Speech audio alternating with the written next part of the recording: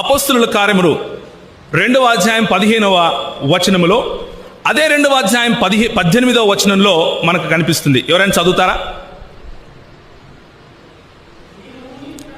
మీరు ఊహించినట్లు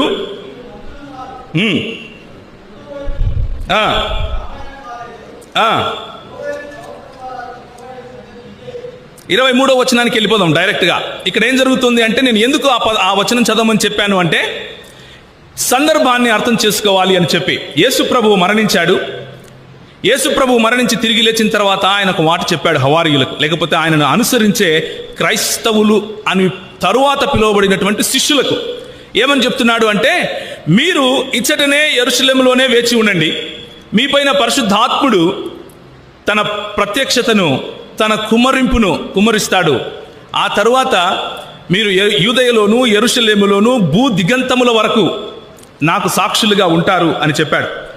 ఆ మాట చెబుతూ పేతురు మాట్లాడుతున్నటువంటి మాట ఏమని మాట్లాడుతున్నాడు అంటే, 23వ వచనం, దేవుడు నిశ్చయించిన సంకల్పమును ఆయన భవిష్యత్ జ్ఞానమును అనుసరించి అప్పగించబడిన ఈయన మీరు దుష్టుల చేత సిలువ వేయించి చంపితిరి. యేసు ప్రభువు మరణించలేదు అని చెప్పటానికి మన మిత్రులకు ఉన్నటువంటి అపోహలు, లేకపోతే మన మిత్రులలో ఉన్నటువంటి ప్రశ్నలలో ఇది ఒకటి. ఏమిటి అంటే, యేసు ప్రభు చనిపోవటం దేవుని చిత్తమా? దేవుడెక్కడైనా తన ప్రవక్తలను చంపనిస్తాడా?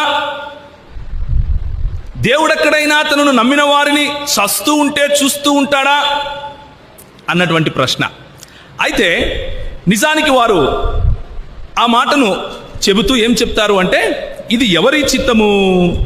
దుష్టుల చేత సిలువ వేయించారు. దుష్టుల చిత్తం, అది దేవుని చిత్తం కాదు, పరిసయ్యుల చిత్తము. ఎందుకు? యోహాను సువార్తలో వారు ఒక చోట గుమికూడి ఏమని ప్రణాళిక వేశారు, ఏమని ఆలోచన చేశారు? యేసు ప్రభువును చంపాలి అని ఆలోచన చేశారు. కాబట్టి అది పరిసయ్యులు మరియు శాస్త్రుల చిత్తము, అంతేకాని దేవుని చిత్తము కాదు. అయితే ఆ ప్రశ్నకు, ఇక్కడ నుంచి తీసుకున్నటువంటి ప్రశ్నకు సమాధానం కూడా ఇక్కడే ఉంటుంది. 3వ అధ్యాయము అపోస్తలుల కార్యములు 15వ వచనం చూస్తే, మీరు జీవాధిపతిని చంపితిరి.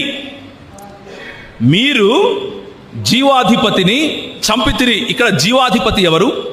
యేసు ప్రభు వారి గురించి, ఆయనను చంపటం గురించి చెబుతున్నాడు.